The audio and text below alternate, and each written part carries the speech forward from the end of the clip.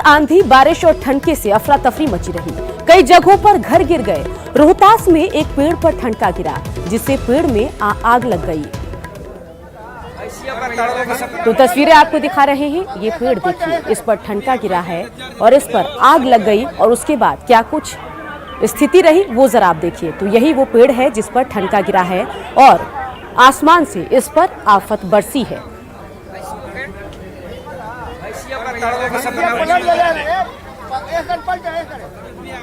औरंगाबाद में वज्रपात से जहां एक युवक की मौत हो गई, वहीं एक शख्स गंभीर रूप से झुलस गया। आसमानी आफत से हसपुरा थाना क्षेत्र के डिंडीर गांव में मातम का माहौल है।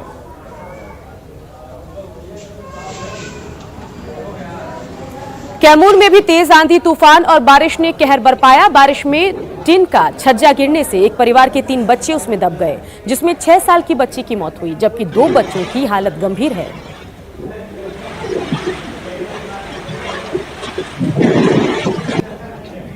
कोरोना संकट के बीच रोहतास के विभिन्न इलाकों में प्रकृति ने कहर बरपाया। मूसलाधार बारिश और ओलावृष्टि के बीच वज्रपात से विक्रमगंज में 2 लड़कियों की मौत हुई। दोनों लड़कियां बकरी चराने निकली थीं।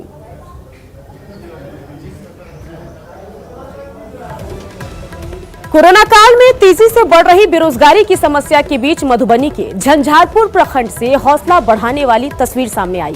कमला नदी की उड़ाही के कार्य में करीब 450 कामगारों को उनके अपने पंचायत में ही रोजगार का अवसर मिल गया है, जिससे मजदूर खुश हैं। रिपोर्ट देखिए।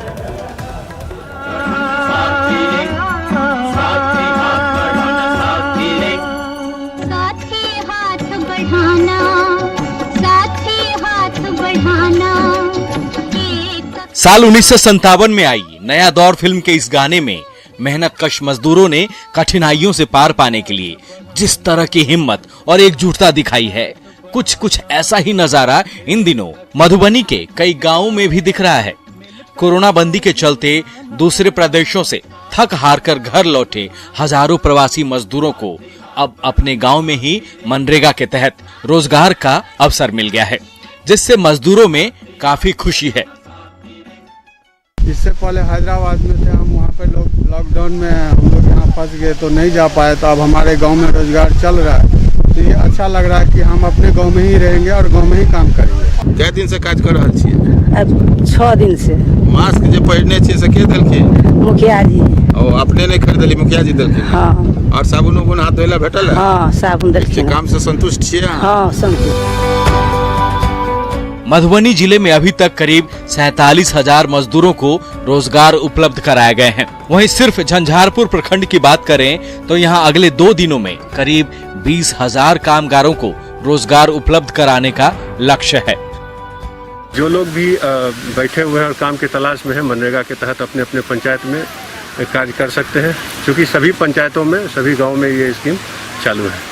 ये मिट्टी उड़ाही के साथ साथ वृक्षारोपण का कार्य बड़े जोरों से चल रहा है। कुछ क्वारंटाइन सेंटर्स पे भी हमने इसकी शुरुआत की है और प्रत्येक पंचायत में कुछ गांव को चुन के वहाँ वृक्षारोपण का कार्य जोर शोर से जल जीवन हरियाली के अंतर्गत किया जा रहा है। जानकारों के मुताबिक आने वाले दिनों में प्रवासी कामगारों की ये फौज मधुबनी जैसे पिछड़े इलाके को विकास की राह पर लाने में योगदान दे सकती है। करीब 2 महीने से बेरोजगारी का दंश झेल रहे प्रवासी मजदूरों को अपने गांव में रोजगार उपलब्ध कराकर जिला प्रशासन ने वाकई सराहनीय काम किया है। अब जरूरत है इस तरह के प्रयासों को और आगे सामाजिक स्तर पर भी बढ़ावा देने की, ताकि मजदूरों के चेहरे पर आई ये मुस्कान हमेशा कायम रहे। अमित रंजन, न्यूज 18 मधुबनी। तो अभी आपने इन मजदूरों की कहानी देखी, जहां रोजगार मिलने से ये मजदूर तो खुश हैं,